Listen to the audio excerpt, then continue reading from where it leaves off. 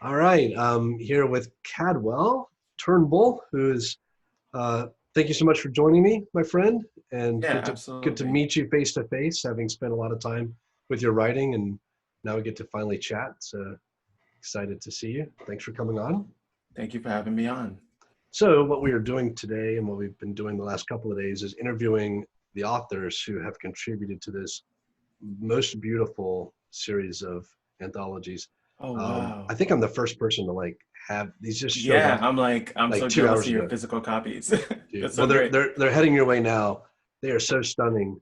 I've already showed this off to one other person, but like on the spine, they've got this little band that goes across from like Oh, that's so cool. 1 to 2 to 3. So sitting on a bookshelf like this just looks amazing. That's dope. I'm gonna have to get a second set so I can have like one face out and one spine out. It's really some of the most beautiful design I've seen, and the stories inside blew me away. And I'm praising everybody, and I don't want to play favorites, but your writing has such a literary quality that I aspire to with my writing. Tell me, like, what writing moves you? What were your inspirations? How do you spend so much time with your prose? Because and why are you writing genre? Because like you've got that kind of talent that I love when we get you on our side to write, you know, the the popular stuff with the rest of us. Right. But you it feels like you um, belong in a different league, and you're like playing t-ball with us, and you belong in the majors. So tell me why you're slumming it with us in the I genres. I appreciate you saying that. I don't feel that way. I'm a harsh critic of my own work, but I do appreciate hearing that. That makes me feel like I'm doing the right thing. I should keep doing this thing. Um, I think some of it is just I've spent a lot of time in like formal classes, learning from people that were better than me, reading a lot of work that I considered better than mine, and like studying it. Like I have collections that I continue to return to, and books that I continue to return to that I enjoy them, but they're also like really instructional for me. Um, I always intended to do genre. It was just trying to figure out how to master the craft so I could do genre well. And that was always my goal. I was always on your side. Yeah, well, I say that tongue in cheek because I think we have it figured out, and I know Justin Cronin a little bit, and he had a you have an MFA, if Yeah. I'm not mistaken, right? He went to uh, um, God, I can't remember what the one of the best MFA programs in the country, and couldn't get anything going for himself until he started writing about vampires. And he's seen the light now. He knows that this is where it's at. But you've also done Clarion before, haven't you? Yeah, I did Clarion West in 2016. I've got so It's a many friends great that class. I'm dying to do it. I've got so many friends that have done it, and I've just never carved out the time. But the 1 year I planned on doing it, I took off on a trip instead. But let's talk a little bit about the stories you wrote for the anthology. And you've mostly done short fiction, right? You've got a couple longer works out, but most of your work are shorter pieces. Yeah, most of my published work has been short fiction. I have a novel out that came out last year, and I'm Oh, the working lesson. on edits. Yeah, Yeah, that came out last summer, right? yeah, yeah. I June 18th or something like that. the reason I heard about that is I've got a couple of projects with AMC for TV, and I think your name came up because you got optioned by AMC as well for that book. Yeah, Is that it public? Am was. I like outing something? Is that No, no, public? no. Okay. It's public. I talk about it occasionally. Usually most people don't know about it, but yeah, it was quite a surprise. It was actually pretty early on too. I think I just sold a book to my publisher when I got that news. You It's know been that's not slow, you of know that's course, not how it but works, right? That's not how it's supposed to happen. I've heard since I was just surprised. I didn't expect it at all, so it was wonderful to I get think it's that attention. more likely to happen when you've got so much published work before you write your first novel. You have all that experience with your short stories.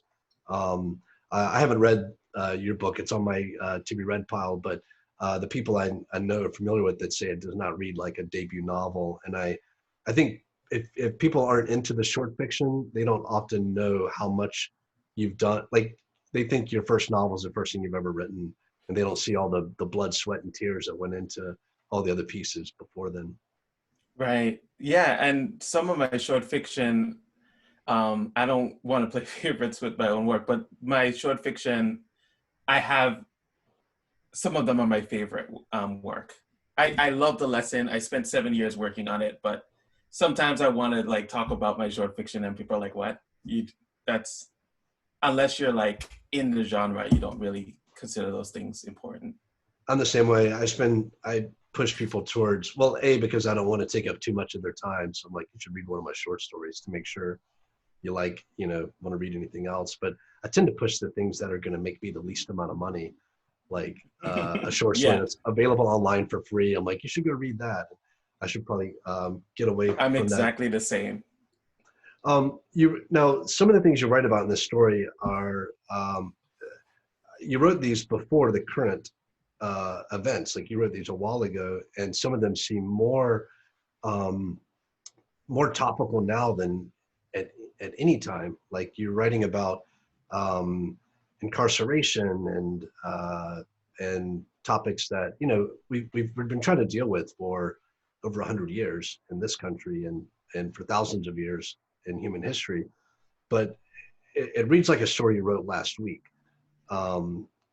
What's going through your mind when you pick a topic, and what's your inspiration coming from? Like where do you get your new thoughts and ideas that make their way into your fiction?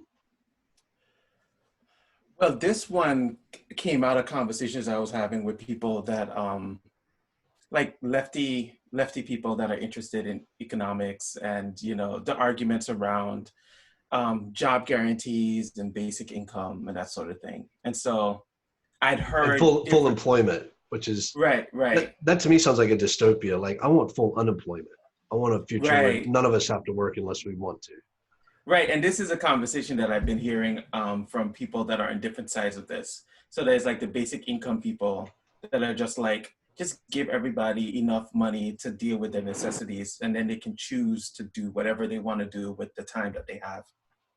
Um, and there's the people that feel like that's not empowering enough. You need to empower people by giving them a job, as a source of livelihood, and that society's obligation is to give people work. Yeah. And I don't think that those things are mutually exclusive. I think that they can work together. You can give people a basic income, and you can also think about what kind of work a community needs, and make sure to afford that to people and give people the options to do the kind of work that they would love doing. But having that as a requirement was the thing that I wanted to explore in the stories. I was like, what's the worst possible application of this job guarantee? And so, If you can choose not to work, but we're going to throw you in jail and make you work there right, instead. right. Um, Right. And so there's layers to it, that you'll work at a work farm, which is yeah. pretty much prison. Or we'll, put you under, we'll freeze you. We'll put you in hydro. So we've never seen anything closer to UBI than we have and it was a terrible version of it because it was very little money to normal people. I never got a check because I guess I don't qualify. But the people who did, it's a laughable amount to cover their expenses for 3 months of lockdown. Other countries, really took care of their people. Here we $3 trillion to the stock market to prop it up. So Yeah. when you had these conversations with your friends, where do you come down on this? What do you try to tell people? Like your version of utopia when it comes to taking care of the populace.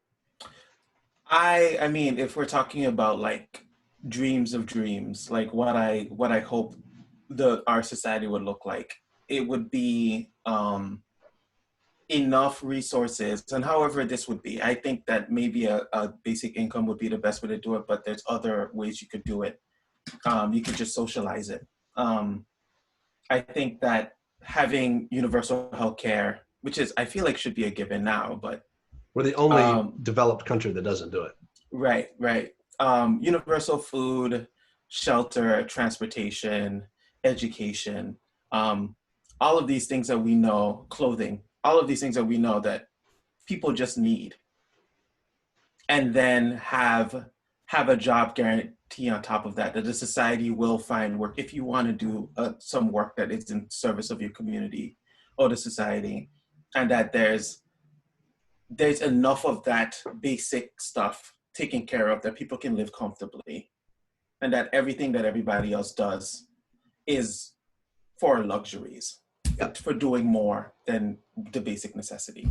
It seems so logical to me. And the people who resist against that say that no, like people need to earn their keep. If they're not working, they're layabouts. And then we have a president who was handed, hundreds of millions of dollars by his dad, and his kids will never have to work. And the layers of nepotism and inheritance is a form of handout. And a lot of people who inherit, like even my family, my dad had land that goes right back to when you could just say, like, I'm just going to take all this land. Mm-hmm. And, you took it from Native Americans and you work it, that land was probably worked. I grew up in the South, it was probably worked through, whether it was slavery or Jim Crow laws or, just a terrible abuse of a system. So when that gets handed down, it's like a universal income for a select number of people. And we don't, Yeah. no one goes crazy about like the Paris Hiltons of the world that are born into lots of money and can be famous for just being wealthy. But for some reason, we're really upset when the government hands a check out to people. What's the disconnect there? What are people really rebelling against? Because it's not internally consistent. It's not logical. I honestly, I can't say. Like it seems to me completely logical that you would make sure that people are comfortable, and people do better in a society when they're comfortable and secure, when they have that foundational safety. Yeah, And we can see examples of people that have inherited money that go out and do work. They're not like, there are examples of people that just sit there and just collect the check, but there's a lot of people that, despite having a lot of safety net, they have things that they want to do with their life. sure. And the assumption or the fear, I think, especially with the powers that be, is that people would just sit around and do nothing, and that society will ground to a halt. But at least that's what they argue. I don't Yeah. know if they actually believe that. Well, I'll tell you, I think we should go one step further. Instead of fearing that people might sit around, we should question whether or not that's really a terrible thing. Because I Hmm. spent the last couple of years in Fiji and Tonga and these South Pacific islands where a lot of people, like, I think they've got life figured out. They lay in the shade a lot, and people travel for their vacation to go be around these people who are so chill, and they aren't like trying to figure out how to build big structures and make big profits and, have this churn of work and labor. Instead, they're like spending time with their family, and they stay in, I don't know. I think the fact that we, and not just worried about people not working, but think that time spent not working is awful is so strange to me. Right. I do think that this convoluted system benefits a select few people so that they can have like enormous amounts of luxuries. Yeah. And so they need people to be working 40, 50 hours a week to pay for a system that is extractive and Yeah. corrupt. Yeah, I agree. I cannot stop thinking about how much capital we've given away to, whether it's tax breaks to the wealthy a couple of years ago, the handouts that we'll give to corporations right now, the PPP, which hasn't even been audited. Like we can't even know who took money, and it was, you know, a That's terrifying. yeah, it's unbelievable. Um, and I'm glad that we shamed some of these companies who, like we found out Shake Shack and some of these places that have a lot of money were taking funds that were meant for small businesses, and they gave it back when they realized the PR mistake.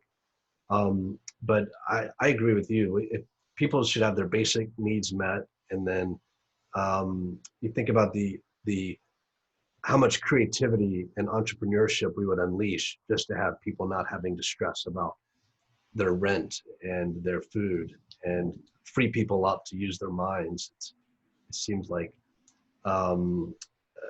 it seems so logical that it has to be some mental block that gets people thinking. It makes more sense to pay a lot of money to keep people in prison, where we know that homelessness costs our society more than it would be just to house these people.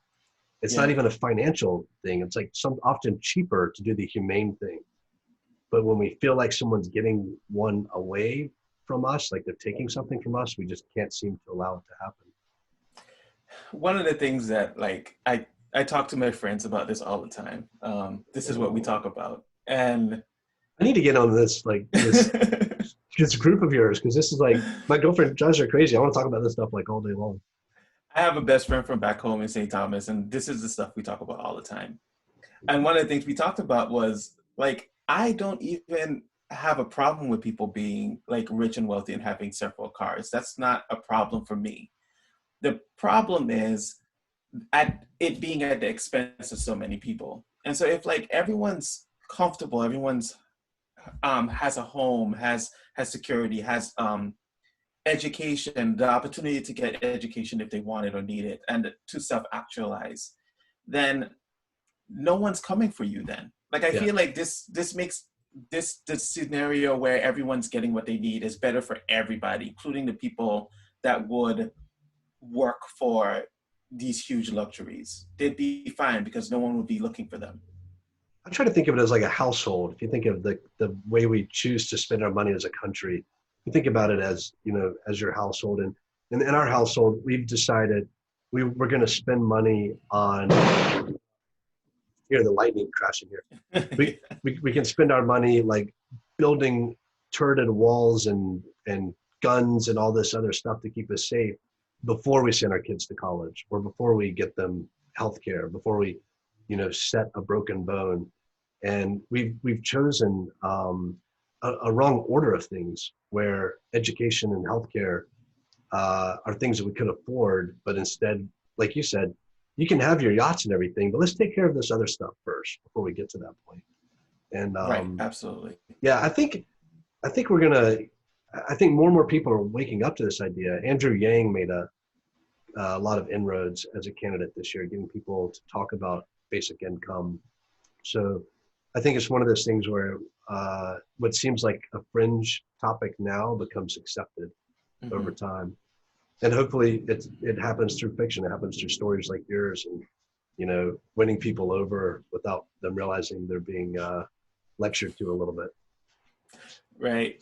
And I feel also that this pandemic, what's happening right now, all the things that are happening right now is making this case even stronger. Yeah. Like we're seeing all the ways that our unequal extractive society creates a lot of problems when crisis hits. And we would be much more equipped to handle these kinds of situations if we were more secure as a community, as a society. How's I know you're in the States now, but how are things back in the Virgin Islands where you grew up? Not bad, actually.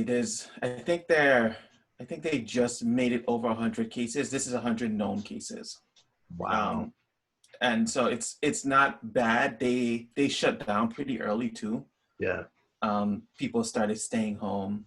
Of course, everybody's getting restless everywhere. And so in the Virgin Islands, it's the same thing. But so far, so good. The concern has been, since the community benefits a lot from tourism, and they just started letting cruise ships come back in. So once people start visiting again, that will lead to a surge. And it seems to be proving out so far. The numbers have been growing, but not at a significant rate yet. Yeah, that's good, man.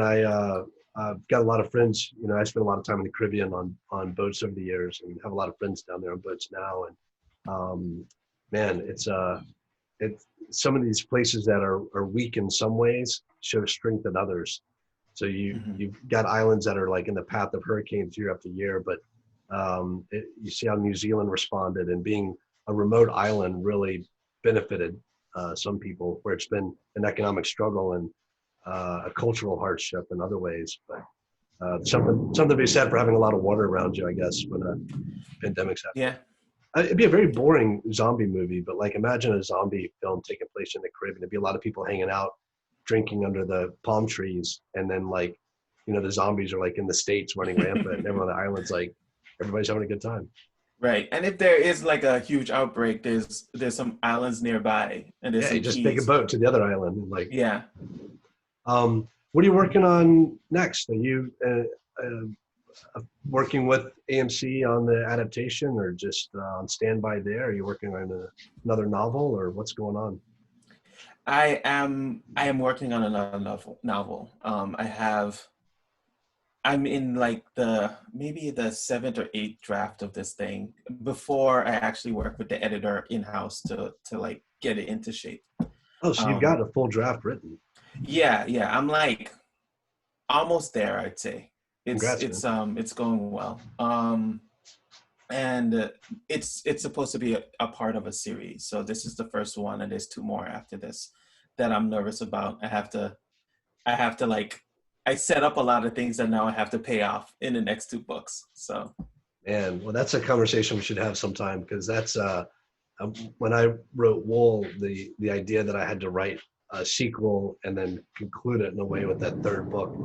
I, as a reader, I know how easy it is to mess that up, and it's easier to create chaos than it is to wrap things up in a satisfying way. So, but you've got the chops, you've got the skills, I know you'll do it. You did it with these three stories. so yeah, and the AMC stuff, who knows? I am not working on the script or anything. Are you like working on? Are you doing like script work right now? Yeah, I'm actually in two different writers' rooms that are like virtual, where we're passing notes. Oh, dope. And yeah, one actually, before the pandemic hit, we went to LA and like sat in the room and laid out the first season and then a rough of future seasons if it went that far.